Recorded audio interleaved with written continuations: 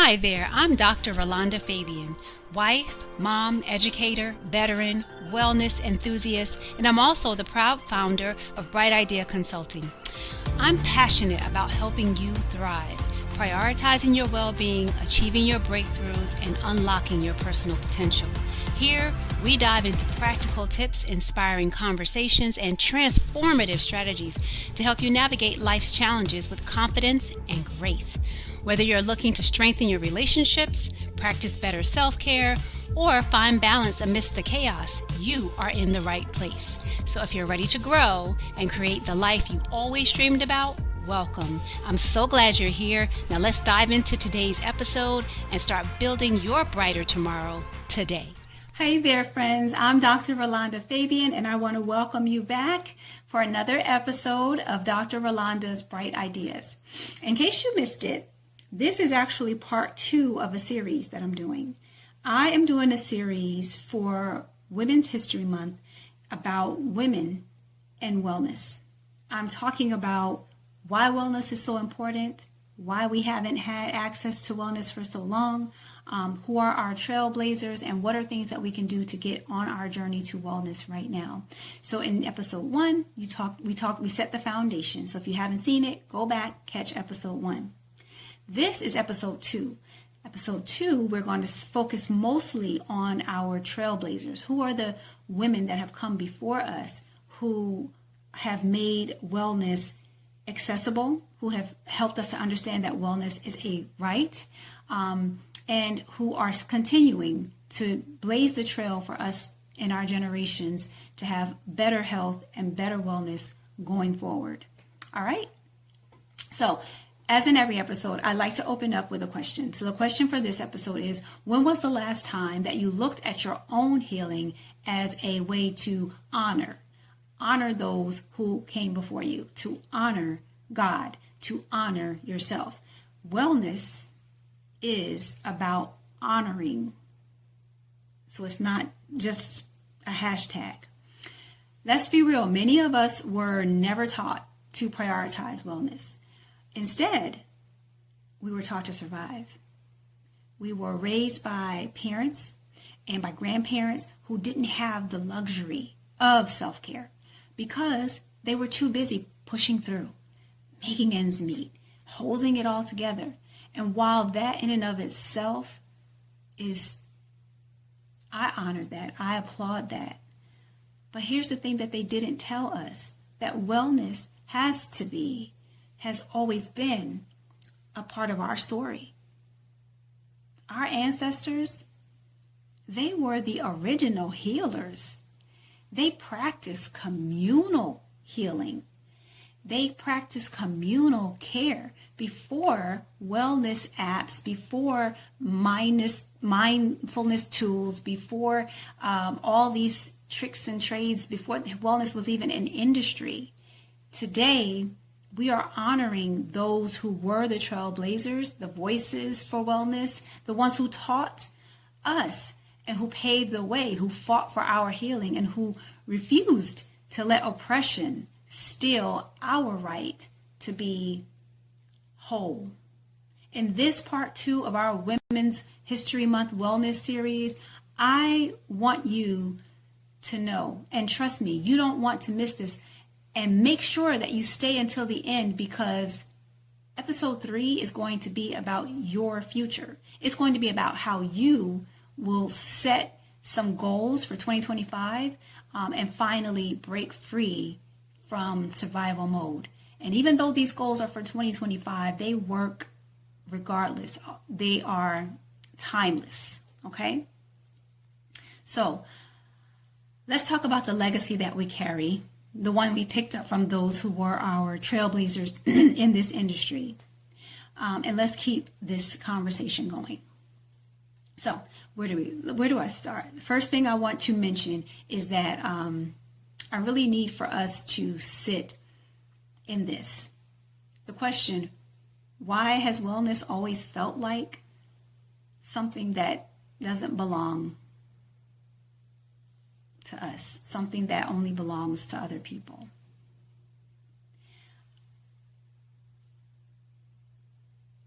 our communities often feel like rest is for the lazy.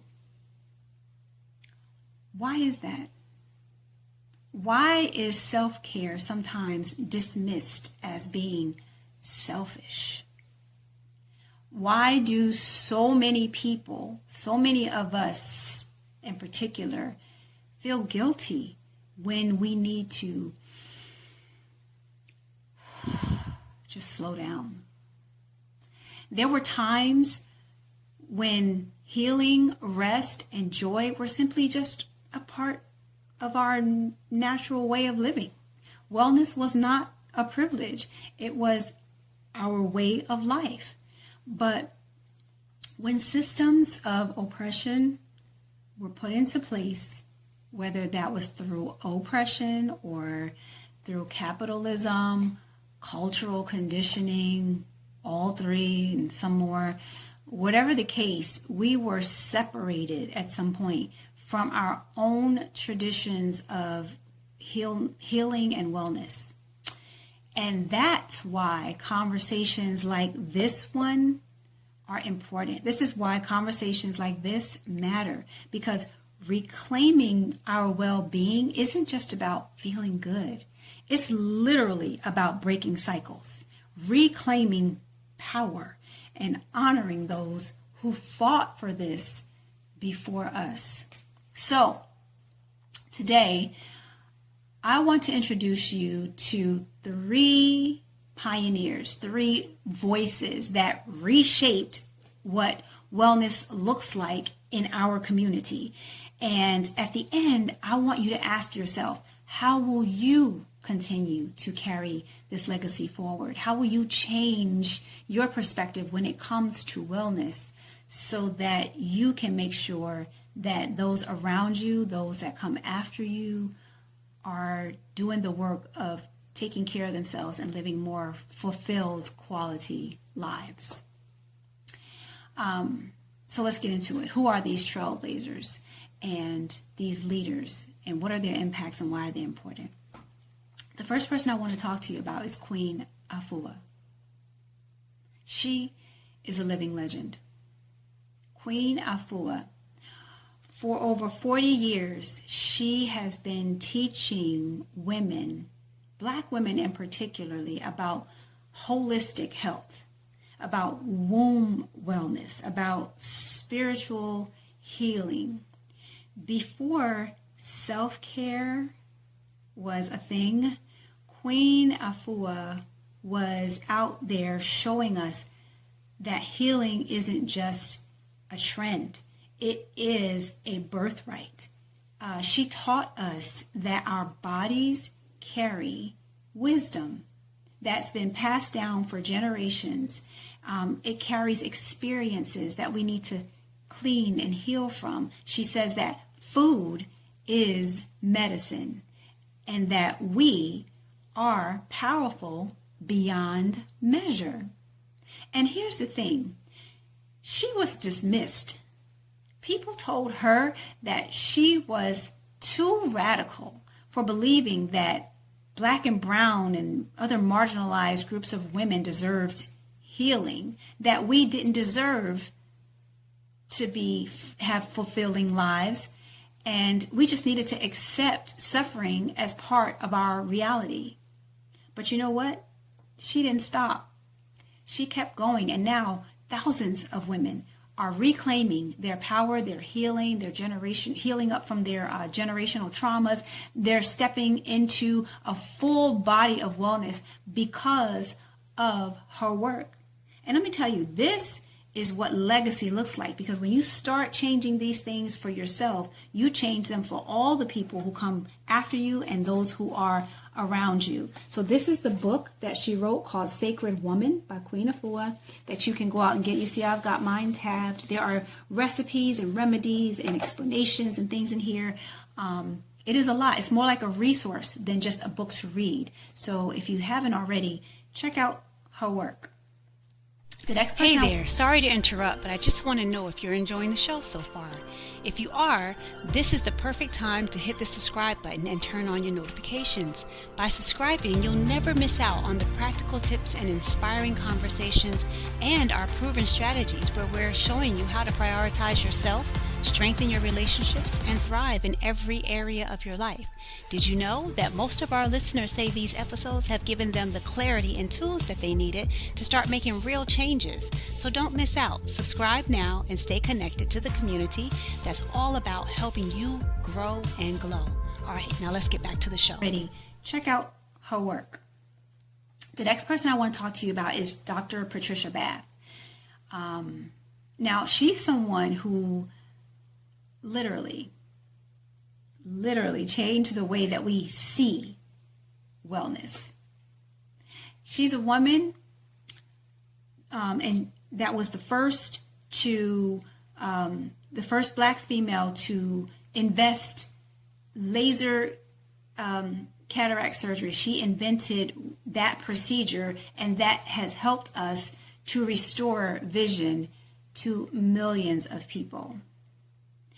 But here's what's even more powerful about her work.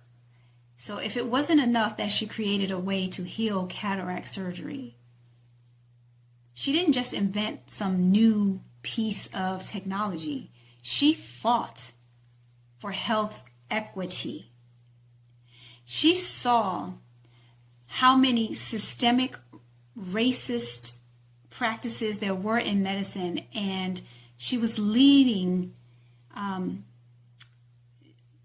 the way in helping Black patients who were losing their sight at rates that were much higher than other groups of people. And instead of just accepting things as this is just the way that it is, she created solutions.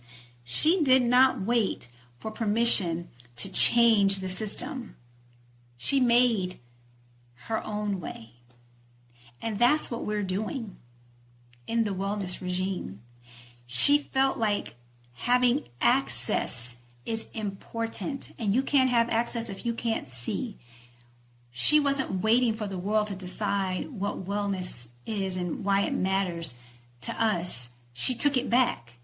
She made sure we had access through restoring our vision. She was a visionary in wellness and health equity for us. That's why she's a part of this conversation. But in addition to Queen Afua and Dr. Patricia, I want to talk about our ancestors. You know, we come from a people that have always practiced wellness. Before Western medicine became the default, who do you think were the ones delivering our babies, healing our sicknesses, and keeping our communities alive and well? It was the indigenous midwives and healers. For centuries, indigenous women have used herbs, energy work, spiritual practices, and all the like to bring life into this world and to heal our generations.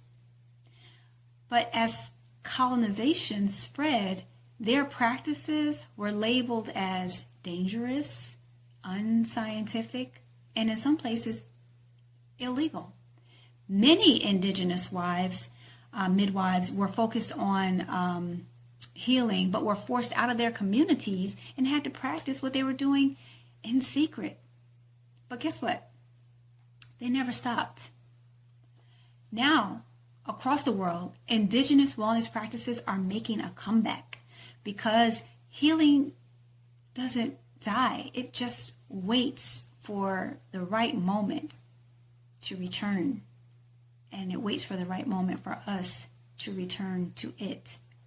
So, I also want to give honor to our indigenous midwives who were practicing healing many, many years before Western industrialized healthcare came into practice.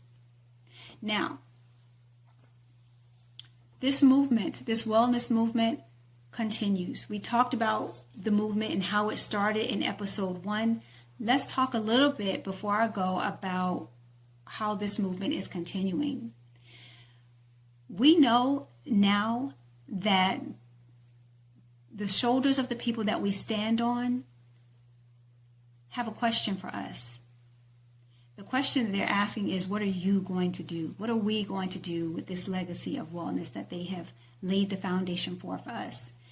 This is why I created the Wellness Regime movement. I want to take this conversation forward. I know I'm a product of doing the work, the healing work, realigning my life so that I'm not just talking about self-care, I'm living it.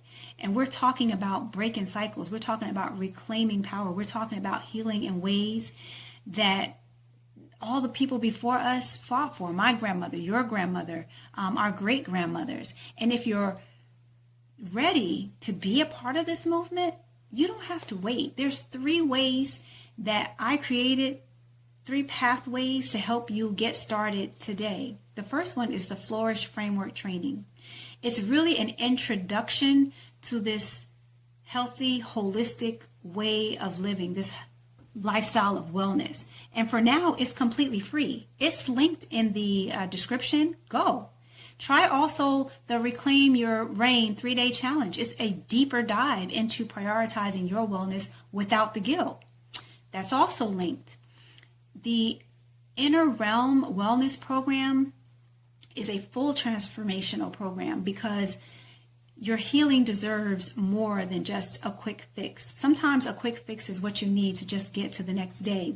But you know that underneath it all, what you really need is sustainable, long-term, life-changing experiences and challenges. And that's what the whole idea was when I created the Wellness Restoration Program. Today's episode was really about letting you know that you're not on this journey by yourself. This journey was started way before you. We looked at honoring people in our past who have put us on this path, but it's time to look to the future. In episode 3, I'm going to be talking about women's health goals, the top goals that we have for this year, and making this year the healthiest year yet, both physically, mentally, even spiritually and emotionally. So I want to make sure that you don't miss out. Like, subscribe, and share. Hit your notifications button. Comment. Tell us which of these pioneers inspires you the most. If there's a pioneer that we didn't talk about that you would like to mention or give honor to, put that person in the comments. Be a part of this conversation. Be a part of this movement. I'm also going to link in for you our store, because we curated a store of all the things that we use along this journey, that I use along this journey. And I want to make sure that they're available to you so that you can find success on this journey. I'll put that in the description as well. So go to the store, brightideaco.store, to get your tools and resources. Visit the link mvp.brightideaco.com/free flourish for the free flourish training. And I will also link the training for you to participate in our 3-day challenge. Whatever you do, don't let this be the end of the conversation. Let this be the beginning. Women's wellness is important because we carry the mantle forward. So make sure you're taking care of yourself and prioritizing your own well-being. I will see you in episode 3, but in the meantime, take care of yourself. Thank you so much for joining us today. I hope you enjoyed the show and found something inspiring to take with you on your wellness journey. If you're ready to dive deeper and kickstart your journey into well-being, visit mvp.brightideaco.com/free flourish. Take our free training to get you started. And don't forget to check out our store at brightideaco.store, where you'll find a curated list of tools and resources to support your personal growth in your journey. You'll find the links to these in the description and the show notes below. But before you go, be sure to hit subscribe and also tap that notification bell so you'll be the first to know when we release new episodes. Well, I can't wait to see you next time. Until then, take care of yourself and keep shining bright.